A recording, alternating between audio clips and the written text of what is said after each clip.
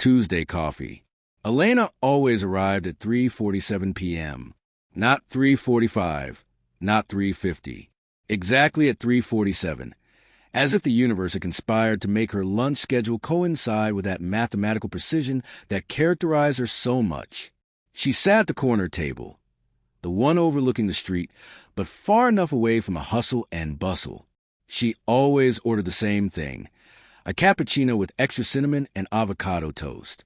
She always brought a different book, but she never went past the page she'd left off on the week before, because Elena didn't go to the coffee shop to read.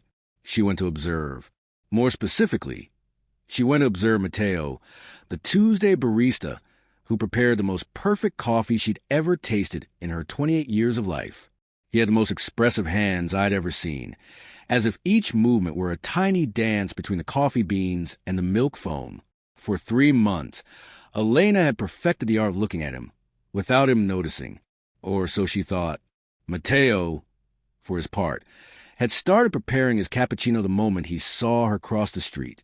He had memorized not only her order, but also the way she wrinkled her nose slightly when the coffee was too hot, and how she smiled slightly when the cinnamon was just right.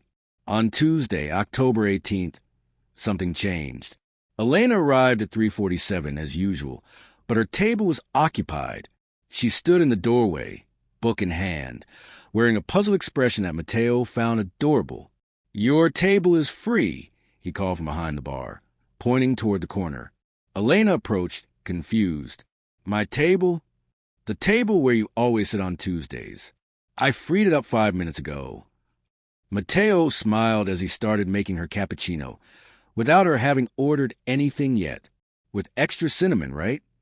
For the first time in 3 months, Elena didn't know what to say. "How?" "You've been coming here for 12 Tuesdays. Always the same time, always the same table, always the same book you never finish." Mateo placed the cappuccino in front of her. "By the way, it's an excellent novel. The ending will surprise you." Elena looked at her book, then at Mateo, then at her perfect cappuccino. "Have you read it?" "I finished it last week. I bought it after watching you with him for a month." It was then that Elena realized she'd been so busy watching him that she hadn't noticed he was also watching her. "And what else have you noticed?" she asked, feeling her cheeks heat up from more than just the coffee. Mateo leaned against the bar, flashing that smile Elena had inadvertently memorized. "That you always arrive exactly at 3:47. That you prefer the window, but not the movement. That you're left-handed, but use the mouse with your right hand. That you have the prettiest laugh in the whole cafe, even though I rarely hear you laugh."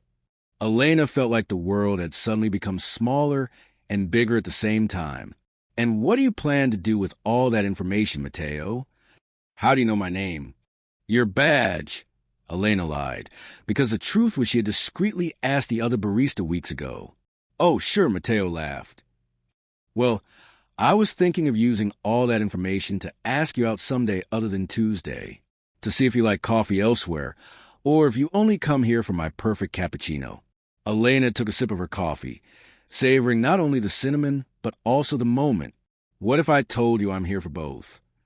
Then I'd tell you I'm leaving at 6, and that I know a place that makes the second best cappuccino in town. Only the second best. I'll make the first one," Mateo winked, "but I can make that one for you at home." For the first time in 12 Tuesdays, Elena closed her book on the exact page where she'd open it and smiled. 6, then, but this time I'm on time." Mateo watched her walk away at 4:15, exactly like every Tuesday before, but this time knowing he'd see her again in less than 2 hours. And Elena, for the first time in months, didn't arrive exactly on time anywhere. She arrived 5 minutes late to 6, with a racing heart and a smile that Mateo decided he wanted to see every day, not just Tuesdays. 6 months later, Elena was still arriving at the cafe on Tuesdays at 3:47, but now she sat behind the bar, helping Mateo make perfect cappuccinos and finally finishing all the books he'd started. And every so often, when there weren't any customers, Mateo would make her a cappuccino with extra cinnamon, just to see that smile he'd unconsciously fallen in love with since that first Tuesday.